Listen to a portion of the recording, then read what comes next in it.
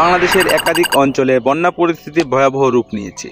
গত কয়েকদিনের টানা ভারী বর্ষণ এবং ভারতের মেঘালয় ও ত্রিপুরা অঞ্চল থেকে নেমে আসা পাহাড়ি ঢলের কারণে দেশের দক্ষিণ পূর্ব ও দক্ষিণ পশ্চিমাঞ্চলের নদ নদীগুলো উত্তাল হয়ে উঠেছে। বিশেষ করে ফেনী, কুমিল্লা, লক্ষ্মীপুর ও বরিশাল জেলার বহু এলাকা বর্তমানে পানির নিচে।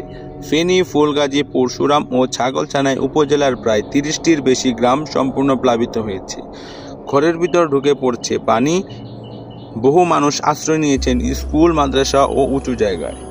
বিদ্যুৎ সংযোগ বিচ্ছিন্ন হয়ে গেছে অনেক এলাকায়। রাস্তাঘাট ডুবে যাওয়ার কারণে যোগাযোগ বিচ্ছিন্ন হচ্ছে। অসুস্থ রোগীদের হাসপাতালে নেওয়া কঠিন হয়ে পড়েছে। অনেক দিনের পর দিন খাবার, পানি ছাড়া, চিকিৎসা ছাড়া মানবতার জীবন কাটাচ্ছেন লোকগুলো। বিশেষ করে শিশু ও বৃদ্ধদের অবস্থা খুবই করুণ। ত্রাণের অভাবে অনেক পরিবার এখনও একটি শুকনো খাবারের প্যাকেট পর্যন্ত পায়নি। সরকারি প্রশাসন, সেনাবাহিনী ও ফায়ার সার্ভিস মিলে কাজ করছে বন্যা মোকাবেলায়। বাংলাদেশ সেনাবাহিনী ফেনীতে ত্রাণ বিতরণ ও উদ্ধার কাজ শুরু করেছে। লাইফ জ্যাকেট, নৌকা, ওভিএম ইঞ্জিন সহ উদ্ধার সরঞ্জাম পাঠানো হয়েছে প্লাবিত এলাকাগুলোতে। এদিকে দেশের উত্তরাঞ্চলেও আশঙ্কাজনক অবস্থা তৈরি হচ্ছে। তিস্তা ও কুশিয়ারা নদীর পানি বিপদসীমার কাছাকাছি।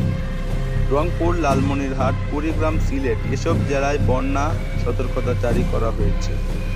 প্রশাসনের পক্ষ থেকে জানানো হয়েছে, যে কোনো জরুরি প্রয়োজনে স্থানীয় উপজেলা অফিস, উন্নয়ন পরিষদ অথবা দুর্যোগ ব্যবস্থাপনা কন্ট্রোল রুমে যোগাযোগ করতে বলা হয়েছে। এই ছিল আজকের আপডেট।